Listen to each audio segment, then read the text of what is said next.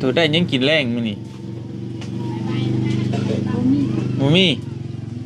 บ่ได้ไปเก็บกาแฟบ่ดูหามะเขือจังมาก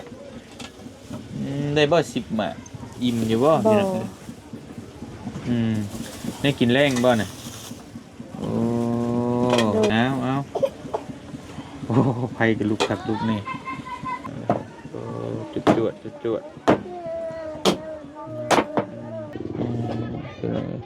กินยังใส่แต่ละมื้อไอ้งงในกินนั่นน่ะ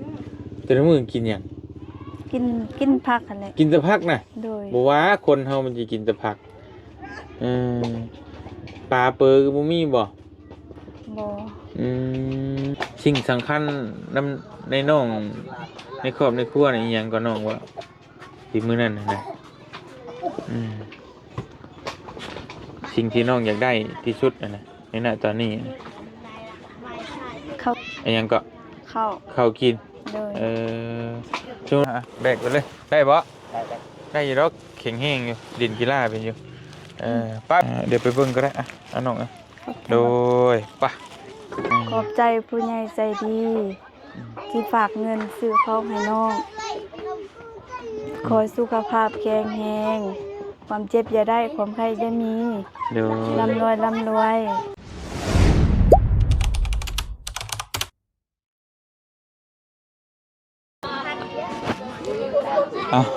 พี่น้องเนาะกราบทักทายสบายดีพ่อแม่พี่น้องเบ้อสู่คนพี่น้องเอ้ยบ่สิอยู่ในและก็ต่างประเทศเนาะยินดีต้อนรับเข้าสู่ช่องบ่เตียงทองบ้านนาคือเก่ามื้อนี้เฮาก็มาอยู่บ้านหังคือเก่าเนาะพี่น้องเนาะพอดีบ่เตียงสิมาเยี่ยมยามถามข่าวทางน้องอำพรแล้วก็บ่แม่นมาเยี่ยมยามถามข่าวซื่อๆแหละบ่เตียงซื้อข้าวมาให้เพิ่นพร้อมกระสอบนึง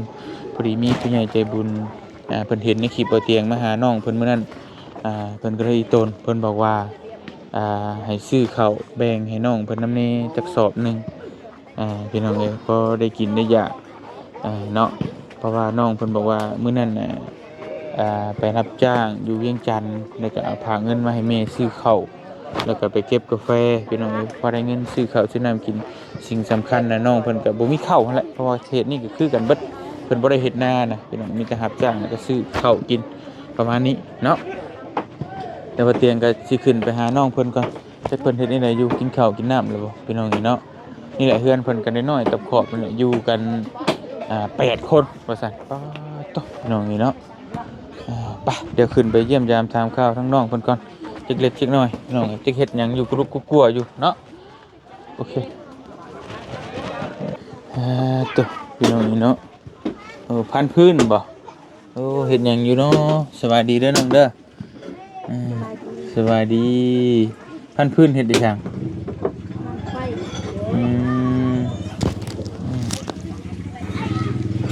ตัวได้ยังกินแรงมื้อนี่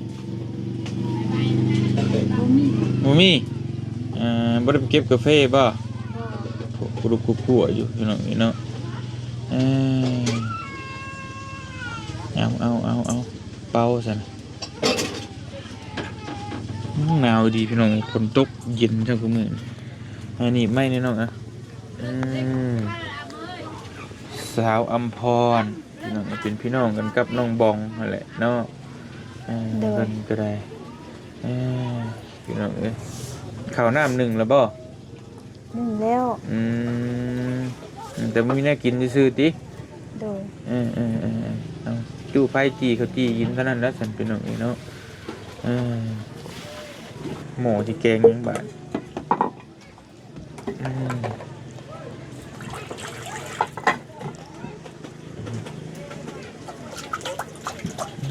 จิตภัยเป็นค่อนข้างที่จะชุ่มเชี่ยงพี่น้องเนาะ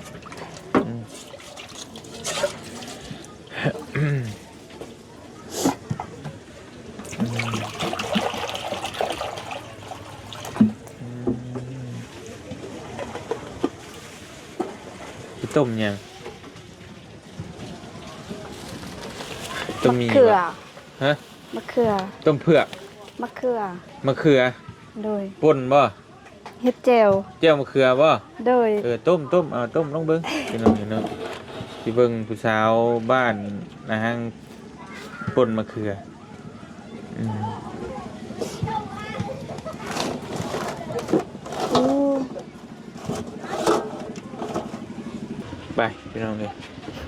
มะเขืออยู่ไสอยู่กกพูโอ้ไปพี่น้องเลยเก็บมะเขือมาป่น ตะมูมาไก่ อืม ตะมู อืมเบิ่งดูหามะเขือจังมากได้บ่10 หมากอิ่มอยู่บ่พี่น้องเอ้ยได้กินแรงบ่น่ะโอ้ โดยกินเลย เอาโอ้ไผก็ลุกครับลุกนี่พี่น้องเอ้ยได้กินแรงเนาะเอาโอ้ยอดมักบวบกำลังเฮ็ดกินอยู่พี่น้องเอ้ย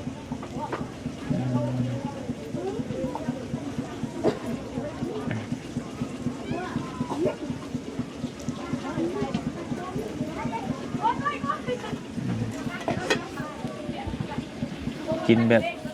บ้านๆเฮาก็ประมาณนี้แหละพี่น้องบ่เตียงแต่ก่อนก็กินแบบนี้แหละ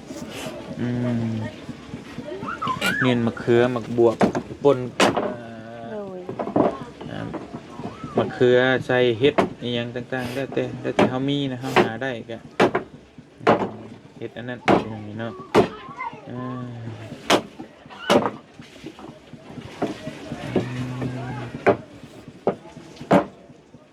อุ้ย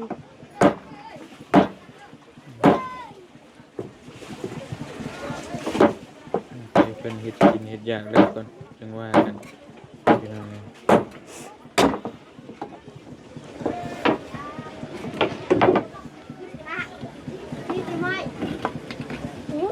เอ้ย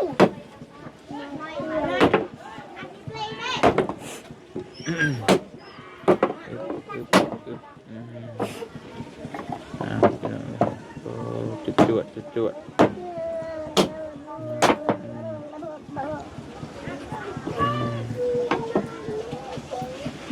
มีแต่ใช้ฟืนแล้วอยู่พี่น้องเนาะ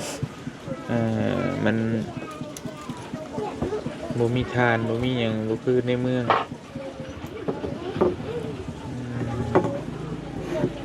ฟืนไหม้หยังเนาะ บู หมูบ่ บอก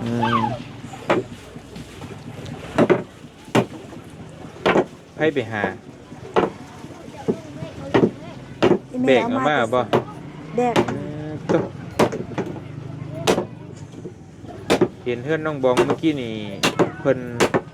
เอาไม้อันน่ะกกอันน่ะหมากกาแฟพี่น้องเนาะ กกาแฟ ตอนเพิ่นตัดบ่รู้ว่าจังไดบ่ฮู้บ่เตียงก็บ่จักต้นกาแฟก็มาเฮ็ดฟืน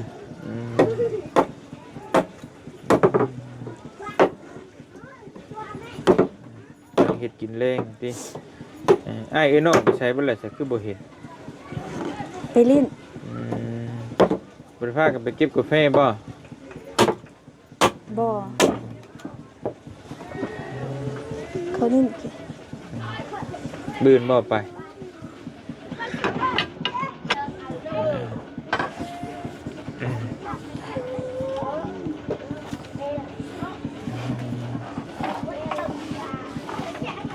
พ่อยบ่น่ะ โดย ป้าโธ่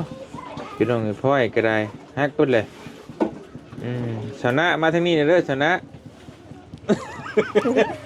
เอาเราขายพ่อยได้พี่น้องเอ้ยเราให้บ่เตียงอยู่มื้อน่ะ3ก้านอยู่เพิ่นบ่าวนุ่งมื้อน่ะจะมาฝากน้องเพิ่นเสิร์ฟกันพ่อยก็ฮักเบิดเลยบ่แสบตาบ่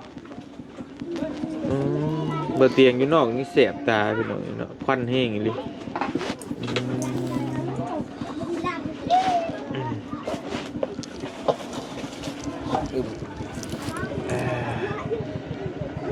จิโต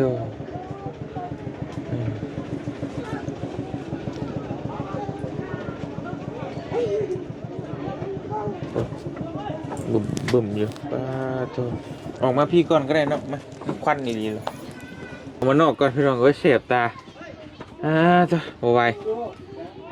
กำลังเชียดกินแรงบ่ โดย พี่น้องกินเจ็ดคนมะเขือหา6 หน่วย 7 คน 7 คน โดย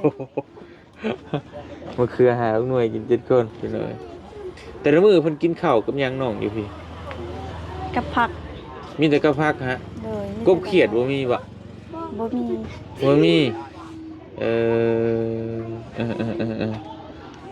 พี่น้องอยู่แถวบ้านบ่เตียงก็มีพอมีกบมีเขียดอยู่แต่ว่าอยู่พี่แบบบ่มีเนาะบ่เคยไปก้านบ่เคยไปก้านอยู่บ่ บ่เคย บ่เคยสมมุติไปหากินหยัง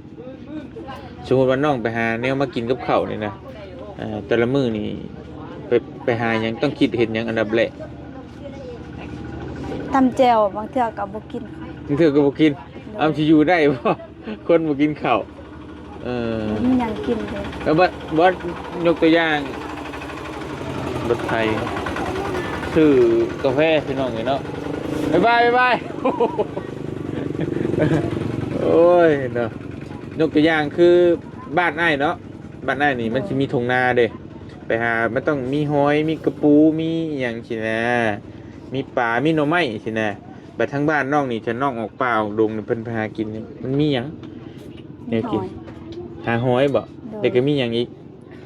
หน่อไม้ หน่อไม้ก็มีอยู่บ่ มี หน่อไม้อีหยัง หน่อไม้เสียงไผ่ เฮ็ดมีบ่เฮ็ดปวกเฮ็ดหยังมีบ่อยู่พี่ บ่มี บ่มีเฮ็ดหยังแน่ซะอยู่พี่ บ่ฮู้ เฮ็ดบ่เคยมีบ่ได้เคยหาเฮ็ดมาแกงบ่ บ่ เฮ็ดบ่งเนาะอยู่บ้านอ้ายเพิ่นมันมีเฮ็ดปวกเฮ็ดอิหยังนะเฮ็ดเพาะเฮ็ดหยังก็มีเด้ฮู้จักอยู่บ่เคยกินอยู่บ่ บ่เคย บ่เคย บ่ แต่ฮู้จักอยู่บ่แหละ บ่ เฮ็ดบ่ฮู้จักอีก บ่จักเฮ็ดปวกแต่ว่าบ่เคยเห็นเนาะบ่เคยเห็นว่าฉากาวลงในเฟซใน TikTok อิหยังบ่เคยเห็นบ่ เคยเห็น แต่บ่เคยกินเด้ โดย พี่น้องเอ้ยมันบ่มีมันต่างกันเนาะ สบายดีเด้อทั้งลุมกองเชียร์เพิ่นมักเบิ่งเลยพี่น้องเนาะบ่เคยเห็นบ่ล่ะฮะพี่น้องเนาะเพิ่นมักเบิ่งบ่เตียงมาเลยเพิ่นมาเต็มเลยอยู่บ้านบ่มีเนาะหน่อไม้ไร่หน่อไม้หยังก็มีคือว่ามีแต่แบบปลูกพังเอานะพี่น้องการเกษตรนี่หยังก็ได้กระบะทางบ่เตียงก็พอได้กินอยู่มีแต่ไปหานี่หาหยังแต่มีแต่ผักกูดบ่มี โด บ่ ยมี หน่อไม้นี่ไม้ถึงไผมันอยู่นำไสหน่อไม้ สวน ในชวนเองบ่ โดย หรือว่าชวนเขามันเป็นลักชวนเขาไปจักแม่นได้แน่นี่พี่น้อง ส เนาะ วนเอง ชวนเองบ่เพอมันมีแต่ชวนไปชวนมันได้อยู่พี่มันบ่มีป่าแบบธรรมชาตินะสัตว์ป่ามีบ่เคยไปหาอยู่บ่ บ่ บ่จักเนาะพี่น้องกินหยังแต่ละมื้อไอ้งงในกินนั่นน่ะแต่ละมื้อกินหยัง กินผักหั่นแหละ กินแต่ผักน่ะ โดย บ่ว่าคนเฮามันสิกินแต่ผักปลาเปอก็บ่มีบ่ บ่ อยู่บ้านยังมีหลายอยู่ไดปลาก็มีกบเขียดก็มีอยู่เนาะกระปูหอยมีหลายอยู่แต่บ้านอยู่พี่บ่มีใช่มีแต่เก็บกาแฟขายแล้วก็ซื้อเอาบ่ โดย ยามนี่แหละเป็นยามบ่ได้เก็บกาแฟนี่กาแฟก็ปีนึงจะเก็บเทื่อนึงพี่น้องโอ้เฮ้ยนี่น่ะร้านบ่ โดย โอ้สบายดีนมมือก่อนล่ะนมมือ ไว้ดี โอเคงามเจ้าชื่อหยังบอกดูพอสิเอาขนมให้กินบอกดูเว้าถึกสิเอาขนมให้ฮะกินบ่ขนมกินบ่ พี่น้อง ใส่กลาง ใช่พ่อแม่เพิ่น เพื่อน อืม พอแล้วเล่นกีฬา อืมอืมอืมอืมอืม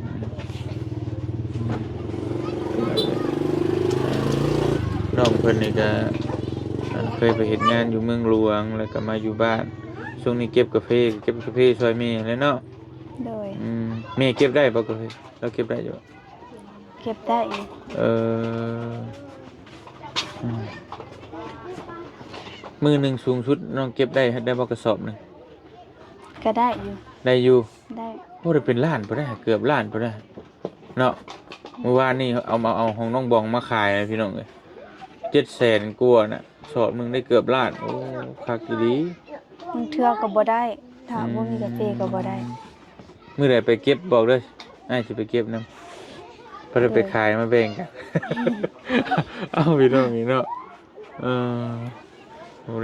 กาแฟก็เป็นราคาก็ดอกโลละ10ปลายพันนะพี่น้องนี่เนาะเกือบ20,000เดี๋ยวไปขอเก็บหมู่นี่แหละบ่ได้ขายบ่ได้เงินเติมน้ำมันค่ารถเออ สิ่งสำคัญในน้องในครอบในครัวนี่อีหยังก็น้องว่าที่มื้อนั้นนะสิ่งที่น้องอยากได้ที่สุดนะในณตอนนี้นะ เข้า อีหยังก็ เข้า ข้าวกิน โดย ช่วงเรากระสอบหนึงนี่กินได้บ่เดือนหนึง บ่ได้ บ่ได้เด้เนาะคนหลายเนาะ โดย โตพี่น้องจักมื้อจะประมาณจักมื้อ โซทิศก็เบิด 2 อาทิตย์ครึ่งเดือนเพราะคนหลายเนาะน้องไปเฮ็ดงานได้เงินมาก็มีแต่ฝากมาให้เพิ่นซื้อข้าวซื้อน้ำกินอยู่บ่ โดย แต่มีข้าวกินนี่คือสิไข่อยู่นะพี่น้องพอเพิ่นหาเงินมาได้ก็ไปเฮ็ดอย่างอื่นแต่ว่านี่หาเงินมาได้ก็มีแต่ซื้อข้าวเบิดเนาะใช่50 โลได้ครึ่งเดือนพี่น้องนี่เนาะพอดีมื้อนี้ก็ทางอ้ายก็มีผู้ใหญ่เพิ่นให้ซื้อข้าวมาให้สอบหนึงพี่น้องนี่เอาไว้กินก่อนช่วงเก็บกาแฟเนาะ โดย เก็บกาแฟเบิดแล้วจังพอได้เงินซื้อต่อไปอีกพอได้ช่วงนี้ก็ขายอยู่มันมีกาแฟได้พี่น้องไงก็ได้ขายกาแฟแล้วก็ไปซื้อข้าวกินคิดว่าสิได้จักโลปี บ่ฮู้ บ่ฮู้ว่าปีที่เก้าได้จักโล บ่ฮู้คือกัน บ่ฮู้กันมีแต่พ่อแม่ขายบ่ โดย มีแต่น้องมีแต่ที่เก็บไปซื้อติ โดย พี่น้องเงินค้ำก็แม่นให้เพิ่นเก็บบ่ โดยเพิ่นเก็บ ถ้าบัดเฮาอยากได้หันได้นี่ได้ซะเฮาจะได้ซื้อในส่วนตัวเฮาได้ซะ ไปหาเอง หาเองรับจ้างเองสิบ่ โดย ดีพี่น้องแบบบ่สนกับพ่อกับแม่เลยนะเนาะไปใส่มีแต่บ่เตียงก็สิบ่เว้าหลายมีแต่สิเอาข้าวให้น้องเพิ่นน่ะสิกลับก่อนมันค่ำเลยพี่น้องมื้อหน้าจังว่ากันใหม่เนาะ โดย ไปพี่น้องเอ้ยเนาะลุงมาเอาข้าวเอาน้ำกันพี่น้องในบ้านนี่ไปพี่น้องเอ้ยมาเอาข้าวกันกลัวอ้าวแบกเอ้าแบกได้บ่เฮ้ยอ้ายบ่หรือน้อง อ้าย อ้ายเอาแบกไปเลยได้บ่ ได้ ได้อยู่ดอกแข็งแห้งอยู่ดินกีฬาเป็นอยู่ไปไปนอกก่อนเด้ออันอยู่น้ำกันนี่บ่ โดยอยู่นำกัน พี่น้องเอ้ยบักหลายคนหนึ่งเนาะกระบะกระเบาะเอาเตียงกระซื้ออันนี้มาฝากน้องเพิ่นจักอีหยังนี่จ้ะอีหยังก่อนเดี๋ยวไปเบิ่งก็ได้อ่ะน้องโด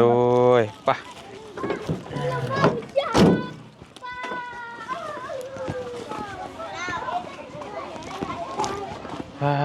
ถูกไป